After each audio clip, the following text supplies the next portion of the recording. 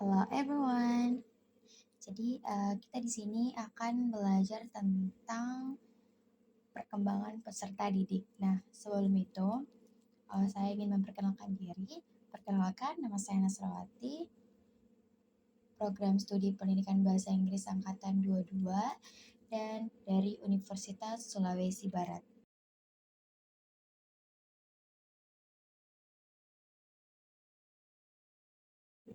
Nah, di sini ada beberapa diskusi yang akan kita bahas ke depannya. Nah, yang pertama itu adalah hakikat pertumbuhan dan perkembangan individu. Yang kedua adalah fase perkembangan menurut para ahli. Yang ketiga adalah perkembangan kognitif. Yang keempat adalah perkembangan bahasa dan sosial. Dan yang kelima adalah perkembangan afektif dan psikomotor.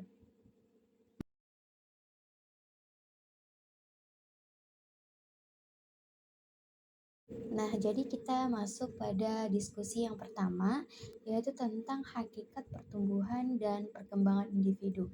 Gimana di sini kita akan membahas tentang tahapan tumbuh kembang individu, aspek pertumbuhan dan perkembangan, dan hukum pertumbuhan dan perkembangan. Nah, jadi tahapan tumbuh kembang individu berdasarkan usia ini dapat dibagi menjadi beberapa fase. Nah, yang pertama itu adalah masa sebelum lahir. Nah, ini berlangsung sejak terjadinya konsepsi hingga lahir. Masa ini penting untuk pertumbuhan dan perkembangan awal. Yang kedua, masa bayi baru lahir. Nah, di sini berlangsung dari lahir hingga 4 minggu. Masa ini ditandai dengan peningkatan berat badan dan panjang badan. Nah, yang ketiga ini adalah masa bayi. Di sini berlangsung dari 4 minggu hingga 1 tahun. Masa ini penting untuk perkembangan motorik dan keterampilan dasar. Yang keempat itu adalah balita. Nah, di sini berlangsung dari 1 hingga 5 tahun. Masa ini penting untuk perkembangan fisik, intelektual, dan sosial. Nah, yang kelima itu adalah masa sekolah. Nah, di sini berlangsung dari 5 hingga 12 tahun. Masa ini penting untuk perkembangan intelektual dan sosial. Nah, yang keenam ini adalah masa remaja. Di sini berlangsung dari 12 hingga 18 tahun. Masa ini penting untuk perkembangan fisik, intelektual, dan sosial. Nah, yang ketujuh ini adalah masa dewasa muda, berlangsung dari 18 hingga 40 tahun. Masa ini penting untuk perkembangan profesional dan sosial. Nah, yang kedelapan ini adalah masa dewasa tengah, berlangsung dari 40 hingga 60 tahun. Masa ini penting untuk perkembangan profesional dan sosial. Nah, dan yang terakhir ini adalah masa dewasa tua. Nah, dari sini berlangsung dari 60 tahun ke atas. Masa ini ditandai dengan penurunan fungsi fisik dan pengembangan sosial. Nah, jadi dalam setiap tahapan individu mengalami perubahan fisik, intelektual, dan sosial yang signifikan, mempengaruhi perkembangan mereka menjadi orang dewasa yang seimbang dan berfungsi secara optimal. Dan yang selanjutnya adalah aspek pertumbuhan dan perkembangan. Nah, aspek pertumbuhan dan perkembangan ini merupakan dua hal yang sangat penting dalam kehidupan manusia. Pertumbuhan mengacu pada perubahan fisik yang terjadi pada seseorang sejak lahir hingga mencapai kematangan fisiknya, sedangkan perkembangan mencakup perubahan yang lebih luas, termasuk perubahan fisik, kognitif, emosional, sosial, dan perilaku seseorang seiring waktu. Ada beberapa aspek penting dalam pertumbuhan dan perkembangan, yaitu diantaranya aspek fisik. Nah, di sini meliputi pertumbuhan tinggi badan, berat badan, perkembangan otot, dan organ tubuh lainnya. Aspek fisik ini dipengaruhi oleh faktor genetik, nutrisi, olahraga, dan lingkungan. Nah, yang kedua ini adalah aspek kognitif. Di sini merujuk pada perkembangan kemampuan berpikir, belajar, memahami, dan memecahkan masalah. Ini melibatkan proses kognitif seperti memori, perhatian, bahasa, dan pemecahan masalah. Nah, yang ketiga ini adalah aspek emosional. Nah, aspek ini meliputi perkembangan emosi, perasaan, dan kemampuan untuk mengelola emosi. Ini mencakup pemahaman diri, pengaturan emosi, dan hubungan emosional dengan orang lain. Nah, yang keempat ini adalah aspek sosial. Ini merujuk pada interaksi sosial seseorang dengan orang lain dan lingkungannya. Ini melibatkan kemampuan berinteraksi, berkomunikasi, membentuk hubungan, dan memahami norma sosial. Nah, yang terakhir ini adalah aspek perilaku. Aspek ini meliputi pola perilaku, kebiasaan, dan respon terhadap lingkungan sekitar. Perilaku dipengaruhi oleh faktor internal dan eksternal serta pengalaman individu. Dan yang selanjutnya adalah hukum pertumbuhan dan perkembangan. Nah, di sini merujuk pada prinsip-prinsip atau pola yang mengatur proses pertumbuhan dan perkembangan manusia. Ada beberapa hukum yang sering dikaitkan dengan pertumbuhan dan perkembangan manusia, yaitu hukum cepat lambat. Nah, hukum ini menyatakan bahwa pertumbuhan fisik manusia cenderung berlangsung dengan kecepatan yang bervariasi. Misalnya, pada masa bayi dan balita, pertumbuhan fisik biasanya terjadi dengan cepat, sementara pada masa remaja, pertumbuhan fisik dapat melambat. Nah, yang kedua ini adalah hukum proksimodistal. Jadi, hukum ini menggambarkan pola pertumbuhan dari bagian tubuh yang terdekat dengan pusat tubuh menuju bagian yang lebih jauh. Sebagai contoh, bayi biasanya pertama kali mengembangkan kemampuan menggerakkan lengan dan kaki sebelum kemampuan mengendalikan jari-jari tangan. Nah, yang ketiga ini adalah hukum cephalocaudal. Jadi pertumbuhan fisik dimulai dari kepala ke arah kaki. Bagian kepala tumbuh lebih dahulu daripada bagian lain. Hukum ini mengacu pada pola pertumbuhan yang berlangsung dari bagian tubuh yang besar menuju bagian yang lebih kecil. Misalnya, bayi pertama kali mengembangkan kemampuan menggerakkan lengan dan kaki secara kasar sebelum kemampuan mengendalikan gerakan jari-jari tangan secara halus. Nah, yang keempat ini adalah hukum individualitas. Nah, di sini hukum ini menekankan bahwa setiap individu memiliki pola pertumbuhan dan perkembangan yang unik. Meskipun ada pola umum yang berlaku, namun setiap individu dapat mengalami perubahan dan perkembangan secara berbeda. Nah, dan yang terakhirnya adalah hukum interaksi gen lingkungan. Nah, hukum ini tuh menyatakan bahwa pertumbuhan dan perkembangan dipengaruhi oleh interaksi antara faktor genetik dan lingkungan. Lingkungan fisik, sosial, dan budaya tempat seseorang tumbuh dapat memengaruhi proses pertumbuhan dan perkembangannya. Nah, jadi hukum-hukum yang kita bahas tadi ini membantu kita memahami pola umum dalam pertumbuhan dan perkembangan manusia. Namun penting untuk diingat bahwa setiap individu adalah unik dan dapat mengalami perubahan yang berbeda. Faktor-faktor seperti genetika, nutrisi, lingkungan, dan pengalaman individu juga memainkan peran penting dalam proses pertumbuhan dan perkembangan manusia. Nah, di sini ada beberapa soal latihan yang dapat kita kerjakan dari materi yang kita bahas tadi. Yang pertama ini ada jelaskan perbedaan pertumbuhan dan perkembangan dan berikan contoh. Yang kedua, jelaskan bagaimana faktor keturunan dan lingkungan dapat mempengaruhi perkembangan individu. Dan yang ketiga atau yang terakhir ini adalah dalam perkembangan ada dua proses yang bertentangan yang terjadi secara serempak selama kehidupan, yaitu pertumbuhan yang disebut evolusi dan kemunduran yang disebut dengan involusi. Nah, jadi pertanyaannya jelaskan perbedaan antara evolusi dan involusi tersebut. Baik, kita move ke diskusi yang kedua. Di sini materinya tentang fase perkembangan menurut para ahli. Nah, di sini terbagi menjadi 4 lagi, yaitu yang pertama teori psikodinamika, yang kedua teori psikososial, yang ketiga teori behaviorisme, dan yang terakhir adalah teori belajar sosial. Jadi, teori yang pertama ini adalah teori psikodinamika oleh Sigmund Freud.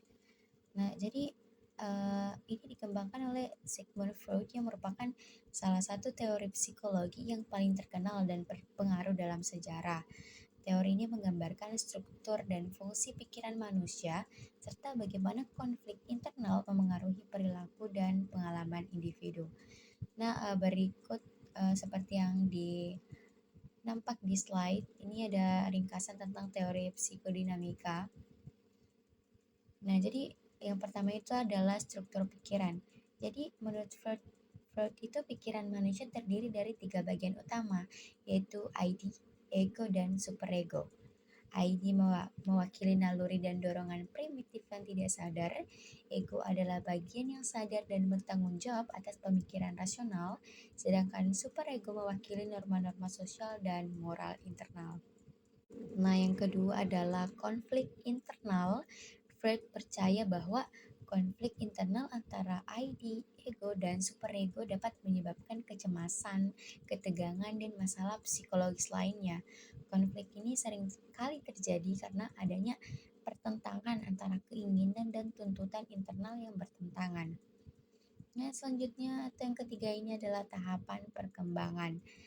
Nah, di sini Freud juga mengemukakan tentang tahapan perkembangan psikoseksual yang meliputi oral, anal, falik, laten, dan genital.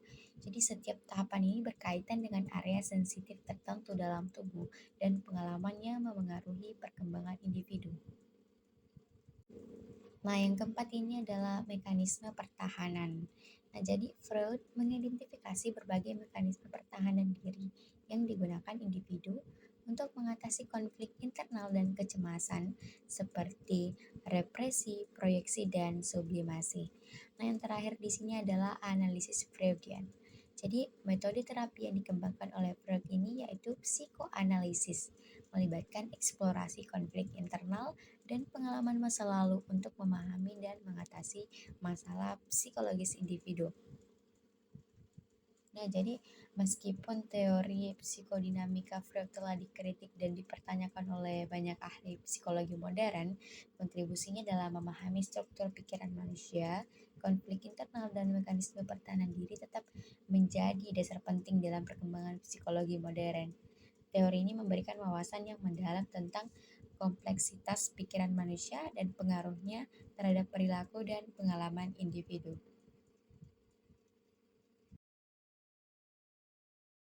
Nah, jadi teori yang kedua ini adalah teori psikososial dari Erik Erikson. Nah, jadi teori perkembangan psikososial menjelaskan bagaimana individu mengalami tahapan perkembangan sepanjang hidupnya.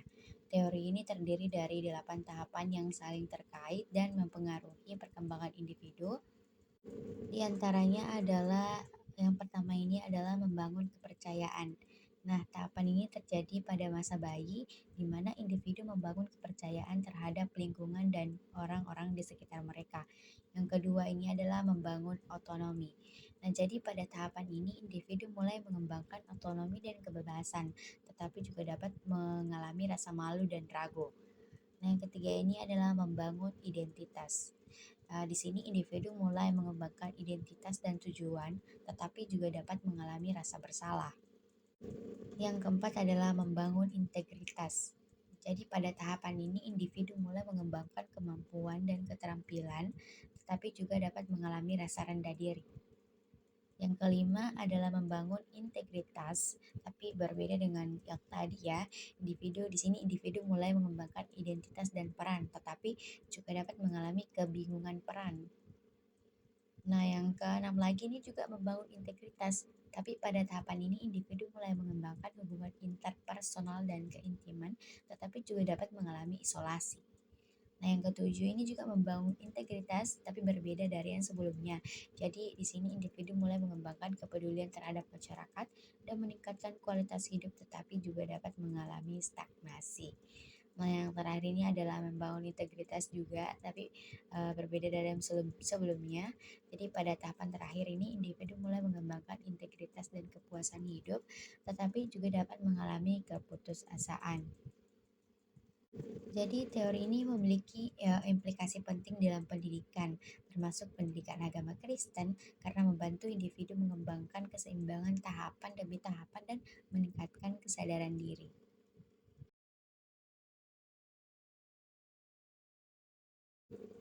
Nah, selanjutnya teori yang ketiga ini adalah teori behaviorisme oleh Skinner, adalah teori psikologis yang menekankan pentingnya lingkungan eksternal dalam membentuk perilaku individu. Skinner percaya bahwa perilaku manusia dapat dipelajari melalui rangsangan eksternal dan respon yang dihasilkannya. Ada beberapa konsep utama dalam teori behaviorisme Skinner. Jadi, yang pertama itu adalah penguatan. Jadi, di sini mengemukakan bahwa perilaku yang diperkuat cenderung diulang, sementara perilaku yang tidak diperkuat cenderung hilang. Penguatan positif dan negatif dapat digunakan untuk memperkuat atau mengurangi perilaku tertentu. Nah, yang kedua adalah penghukuman. Eh, di sini juga mempertimbangkan penggunaan penghukuman untuk mengurangi perilaku yang tidak diinginkan. Namun ia lebih menekankan pada penguatan positif daripada penghukuman. Nah, yang ketiga ini adalah condition operant. Jadi teori Skinner ini berfokus pada condition operant, di mana perilaku dipelajari melalui konsekuensi dari tindakan tersebut. Skinner menekankan pentingnya lingkungan dalam membentuk dan memperkuat perilaku. Yang keempat ini adalah kotak Skinner. Jadi Skinner menggunakan alat yang disebut Skinner box untuk melakukan eksperimen pada hewan seperti tikus atau burung merpati untuk mempelajari prinsip-prinsip perilaku yang dipelajari. Nah, yang terakhir ini adalah determinisme lingkungan. Jadi kita meyakini bahwa perilaku manusia sepenuhnya ditentukan oleh lingkungan eksternal tanpa memperhitungkan faktor internal seperti pikiran, emosi, dan motivasi. Jadi teori behaviorisme Skinner ini telah memberikan kontribusi besar dalam bidang psikologi, terutama dalam pemahaman tentang bagaimana perilaku dipelajari dan dipengaruhi oleh lingkungan eksternal. Meskipun kontroversial, pendekatan behaviorisme Skinner ini tetap menjadi landasan penting dalam studi perilaku manusia. Nah, selanjutnya teori yang terakhir ini adalah teori belajar sosial oleh Albert Bandura yang juga dikenal sebagai teori pembelajaran sosial atau teori pembelajaran sosial kognitif. Di sini menekankan pentingnya interaksi antara faktor kognitif, lingkungan, dan perilaku dalam proses pembelajaran. Bandura memperkenalkan konsep-konsep kunci dalam teorinya, yaitu yang pertama pemodelan. Jadi Bandura menekankan bahwa individu belajar melalui proses pemodelan, yaitu dengan mengamati dan meniru perilaku orang lain. Proses ini memungkinkan individu untuk belajar keterampilan baru dan perilaku yang kompleks. Nah, yang kedua adalah penguatan. Selain pemodelan yang tadi, penguatan juga merupakan faktor penting dalam teori belajar sosial Bandura. Penguatan positif dan negatif dapat memengaruhi seberapa sering sebuah perilaku akan ditiru. Nah, yang ketiga ini adalah perilaku diri. Nah, konsep kunci lain dalam teori Bandura ini adalah perilaku diri, yaitu keyakinan individu terhadap kemampuannya untuk menyelesaikan tugas atau mencapai tujuan tertentu. Keyakinan ini memengaruhi motivasi dan usaha individu dalam mencapai keberhasilan. Nah, yang keempat ini adalah perang kognisi. Jadi, Bandura menekankan pentingnya proses kognitif seperti perhatian, ingatan, dan motivasi dalam pembelajaran sosial. Individu harus memperhatikan dan memproses informasi yang diberikan oleh model untuk belajar dari mereka. Nah, yang terakhir ini adalah konsep diri. eh, Mencakup konsep diri ini yaitu bagaimana individu melihat dan mengevaluasi diri mereka sendiri berdasarkan pengalaman belajar sosial dan interaksi dengan lingkungan. Nah, teori ini memberikan pemahaman yang mendalam tentang bagaimana individu belajar melalui interaksi sosial, observasi, dan pemodelan. Pendekatan ini mempertimbangkan faktor kognitif dan lingkungan dalam membentuk perilaku dan pengembangan diri individu. Teori ini telah memberikan kontribusi besar dalam bidang psikologi pendidikan dan pembelajaran.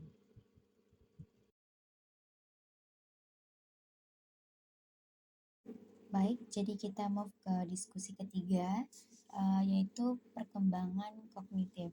Di sini kita akan membahas tentang apa itu perkembangan kognitif, perkembangan kognitif menurut Piaget, karakteristik perkembangan kognitif, dan yang terakhir adalah implikasi terhadap pendidikan. Nah, jadi apa itu perkembangan kognitif? Nah, perkembangan kognitif adalah proses internal yang terjadi di dalam susunan saraf saat seorang manusia melakukan kegiatan berpikir. Nah, definisi ini dikemukakan oleh Jean Piaget yang menjelaskan bahwa perkembangan kognitif terdiri dari tahapan-tahapan perubahan yang terjadi dalam rentang kehidupan manusia untuk memahami, mengolah informasi, memecahkan masalah, dan mengetahui sesuatu. Jadi perkembangan kognitif menurut Pesha ini bahwa kecerdasan berubah seiring dengan pertumbuhan anak. Perkembangan kognitif seorang anak bukan hanya tentang memperoleh pengetahuan, anak juga harus mengembangkan atau membangun mental. Jadi yang selanjutnya ini adalah karakteristik perkembangan kognitif peserta didik, di mana ini ada meliputi beberapa hal berikut. Yang pertama ini adalah perkembangan kognitif anak sekolah dasar. Jadi anak sekolah dasar ini memasuki tahap operasional konkret, belajar menghubungkan konsep-konsep yang dipelajari di sekolah.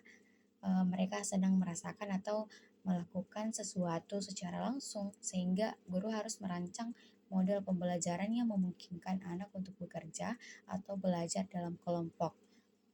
Di sini guru dapat meminta siswa untuk membentuk kelompok kecil dengan anggota 3 sampai 4 orang untuk mempelajari atau menyelesaikan suatu tugas secara kelompok. Nah, yang kedua ini adalah perkembangan kognitif berdasarkan rentang usia.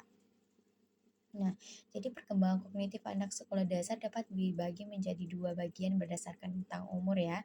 Jadi yang pertama itu usia 5 sampai 6 tahun, yaitu kemampuan berkomunikasi, interaksi mendukung orang lain, dan kemampuan memecahkan masalah matematika.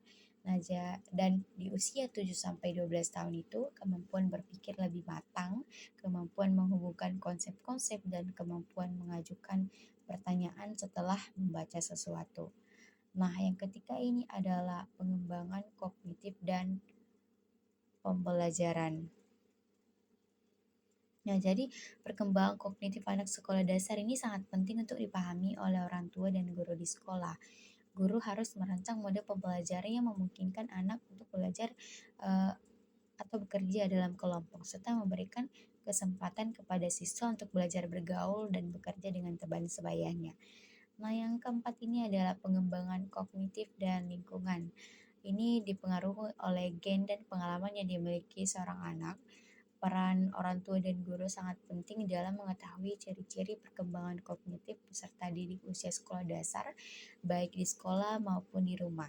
Dan yang terakhir adalah pengembangan kognitif dan interaksi sosial. Di sini didasarkan pada interaksi sosial seperti teori teori Vygotsky. Di sini guru harus mengembangkan kegiatan pembelajaran yang memberikan pengalaman yang konkret atau langsung dalam membangun konsep. Nah, dengan demikian karakteristik perkembangan kognitif peserta didik usia sekolah dasar meliputi kemampuan berpikir, kemampuan menghubungkan konsep-konsep, kemampuan berkomunikasi, dan kemampuan mengajukan pertanyaan setelah membaca sesuatu. Jadi guru harus merancang model pembelajaran yang memungkinkan anak untuk bekerja atau belajar dalam kelompok, serta memberikan kesempatan kepada siswa untuk belajar bergaul dan bekerja dengan teman sebayanya. Dan yang selanjutnya adalah implikasi teori perkembangan kognitif Piaget terhadap pendidikan. Nah, di sini terbagi lagi beberapa bagian. Yang pertama itu dalam pengembangan pemikiran anak. Jadi di sini guru harus memahami cara berpikir anak dan tidak mengharapkan anak beradaptasi dengan guru. Pendidikan harus berfokus pada mengembangkan pemikiran anak dengan penalaran yang lebih penting daripada jawaban yang tepat. Nah, yang kedua ini pembelajaran yang berpusat pada anak. Di sini maksudnya anak belajar paling baik dengan menemukan dan tidak hanya menerima informasi pasif. Guru juga harus memberikan tugas yang dirancang untuk membimbing siswa menemukan dan menyelesaikan masalah sendiri. Nah, yang ketiga ini peran guru sebagai fasilitator. Nah, sini maksudnya menjadi fasilitator dan pembimbing yang membantu anak dalam mengembangkan kemampuan berpikirnya. Guru harus memahami potensi tiap anak dan cara berpikir anak untuk mengoptimalkan potensi anak.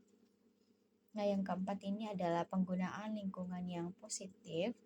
Jadi, ini sangat penting dalam kehidupan anak agar mempunyai pengaruh yang positif pula. Nah, dan yang terakhir adalah pengembangan kognitif yang sesuai dengan usia. Jadi, guru harus memahami tahap perkembangan kognitif anak berdasarkan usianya dan memberikan perlakuan yang tepat untuk setiap tahap.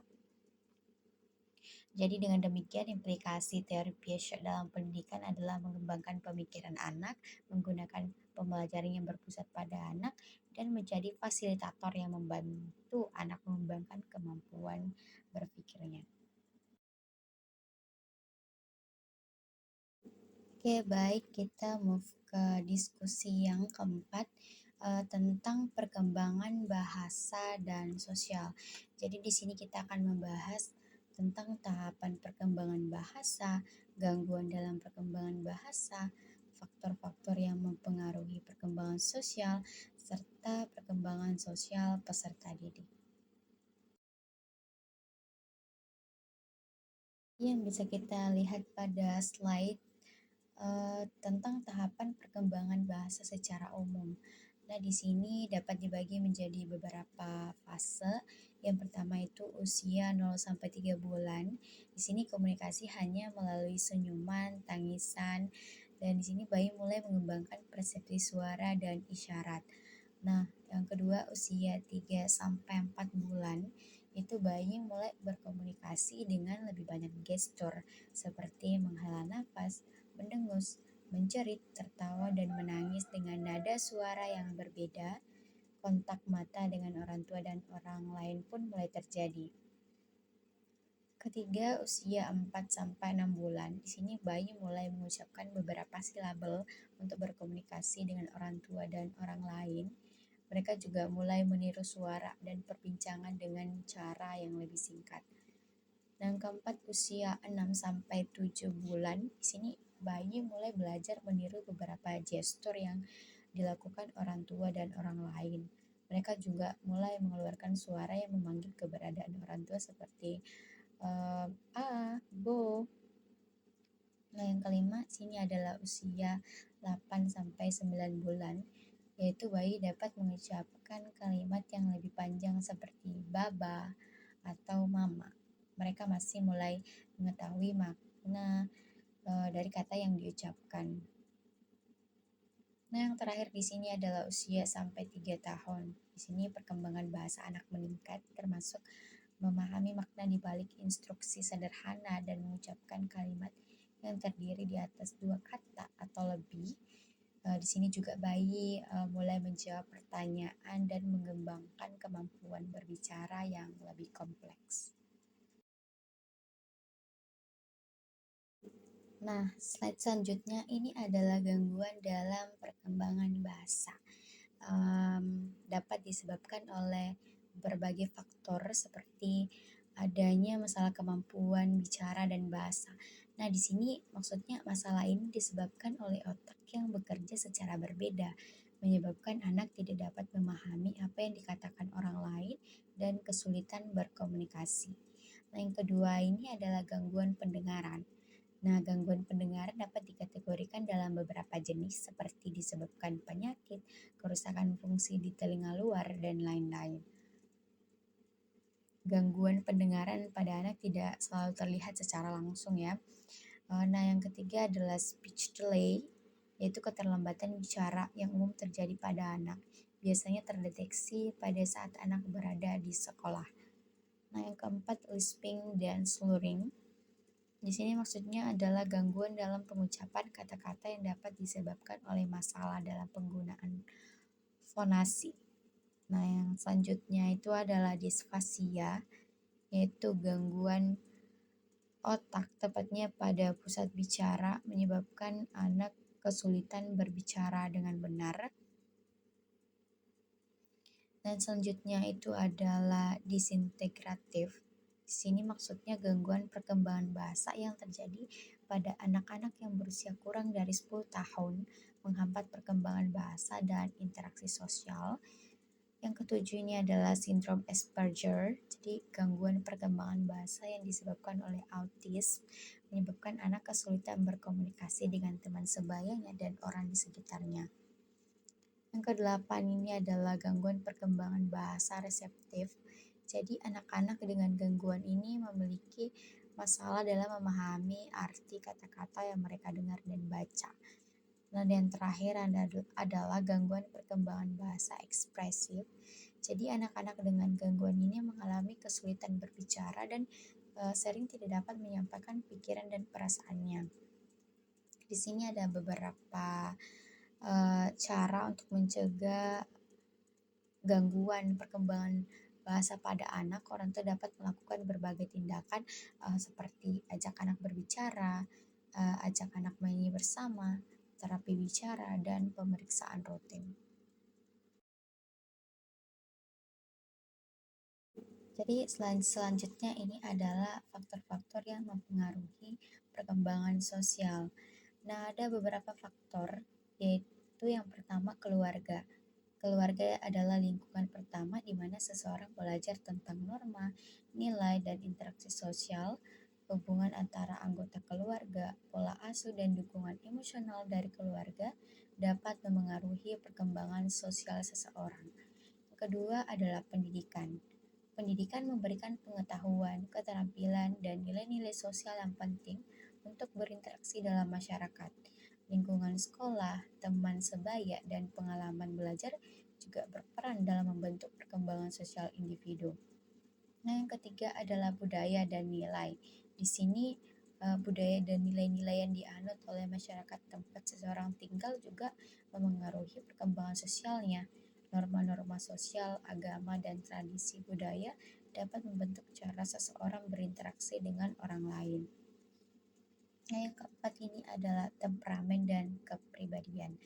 Nah, di sini karakteristik individu seperti temperamen, kepribadian, dan tingkat kepercayaan diri juga memainkan peran dalam perkembangan sosial. Individu yang ekstrovert cenderung lebih mudah bergaul dan berinteraksi dengan orang lain. Yang kelima ini adalah faktor ekonomi. Nah, kondisi ekonomi seseorang juga dapat memengaruhi perkembangan sosialnya. Akses terhadap pendidikan, pekerjaan, dan kesempatan ekonomi dapat memengaruhi interaksi sosial dan hubungan antar individu. Nah, yang keenam adalah media dan teknologi. Pengaruh media dan teknologi juga dapat memengaruhi perkembangan sosial seseorang. Media sosial, televisi, dan internet dapat membentuk persepsi dan interaksi sosial individu. Nah, yang terakhir ini adalah pengalaman hidup. Pengalaman hidup termasuk interaksi dengan lingkungan sekitar, kejadian traumatis, dan hubungan interpersonal juga dapat memengaruhi perkembangan sosial seseorang.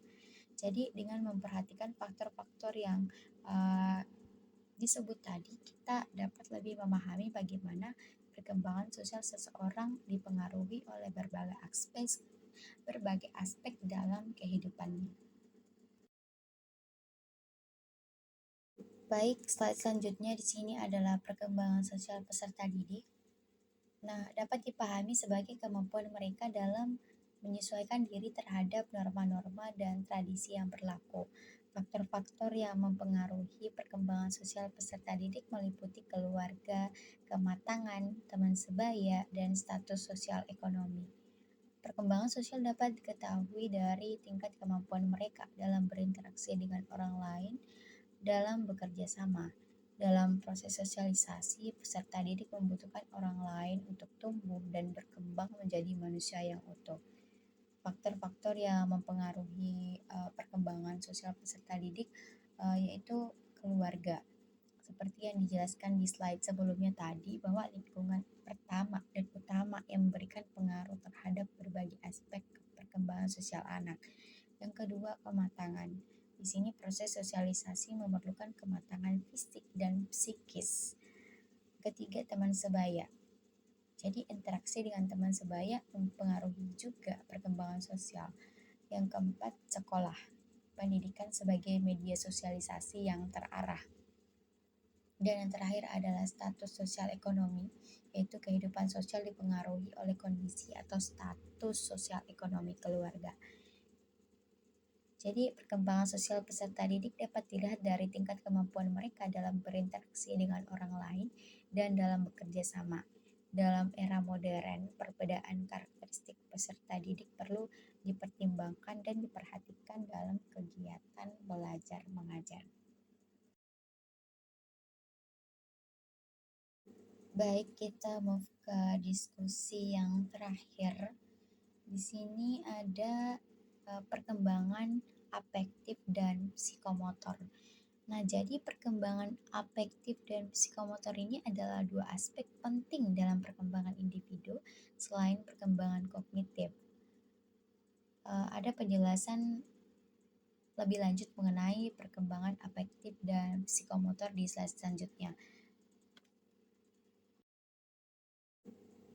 Jadi di sini perkembangan afektif ini terbagi menjadi 6.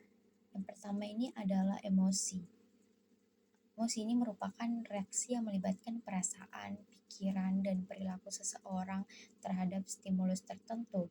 Perkembangan emosi juga melibatkan pengenalan, pengaturan, dan ekspresi emosi secara sehat. Yang kedua adalah minat. Ini adalah kecenderungan individu untuk tertarik pada sesuatu. Perkembangan minat mempengaruhi motivasi dan kepuasan individu dalam aktivitas yang dilakukan. Nah, yang selanjutnya adalah motivasi. Motivasi adalah dorongan internal yang mendorong individu untuk mencapai tujuan atau kepuasan tertentu. Jadi perkembangan motivasi memengaruhi tingkat usaha dan ketekunan individu dalam mencapai tujuan. Yang selanjutnya adalah sikap, yaitu evaluasi positif atau negatif individu terhadap objek, orang, atau situasi tertentu. Perkembangan sikap dipengaruhi oleh pengalaman, nilai, dan norma yang diterima individu. Yang selanjutnya adalah kepribadian. Di sini mencakup pola perilaku, pikiran, dan emosi yang khas bagi setiap individu. Perkembangan kepribadian melibatkan pembentukan identitas diri, stabilitas emosi, dan interaksi sosial yang sehat. Nah, yang terakhir dari perkembangan afektif ini adalah bakat. Bakat adalah potensi atau kecenderungan alami yang dimiliki individu dalam bidang tertentu. Perkembangan bakat melibatkan pengembangan keterampilan, pengetahuan, dan penerapan bakat tersebut dalam aktivitas yang sesuai. Dan untuk perkembangan psikomotor, di sini ada 3, yaitu yang pertama keterampilan motorik. Di sini melibatkan kemampuan fisik individu dalam melakukan gerakan tubuh yang kompleks. Perkembangan keterampilan motorik ini berkaitan dengan koordinasi, kecepatan, dan ketepatan gerakan. Nah, yang kedua adalah keseimbangan, yaitu kemampuan individu untuk menjaga posisi tubuh secara stabil saat bergerak atau melakukan aktivitas tertentu. Perkembangan keseimbangan ini memengaruhi kemampuan individu dalam beraktivitas fisik. Dan yang terakhir ini adalah daya tahan, merupakan kemampuan tubuh untuk bertahan dalam aktivitas fisik dalam jangka waktu tertentu. Perkembangan daya tahan dipengaruhi oleh latihan fisik dan pola hidup sehat. Jadi, perkembangan afektif dan psikomotor merupakan bagian penting dalam pembentukan kepribadian dan kemampuan individu. Dengan memahami kedua aspek yang tadi, kita dapat mendukung perkembangan holistik individu dalam berbagai aspek kehidupannya. Nah, kita tiba di midterm project atau ulangan tengah semester. Nah, di sini ada beberapa tugas yang harus kita selesaikan. As information for you, for the midterm term project, you have to make a short video explaining about. Yang pertama di sini adalah jelaskan apa yang dimaksud dengan perkembangan individu. Yang kedua, jelaskan apa saja aspek perkembangan. Yang ketiga, jelaskan tahapan perkembangan sesuai fase atau usia individu. Yang keempat, jelaskan secara singkat dua jenis teori perkembangan menurut para ahli. Dan yang terakhir adalah jelaskan secara singkat perkembangan kognitif peserta didik. Nah, the duration of video is free atau bebas ya. Video content berisi opening, set your phrase and introduce yourself by mention your name, class, department, and university. Uh, dan material, explanation of material, it could be a picture or presentation slide or PPT. Oke, deadline 12 Juni 2024 dan upload the video in your YouTube channel. Oke, terima kasih dan sampai jumpa berikutnya. Assalamualaikum warahmatullahi wabarakatuh.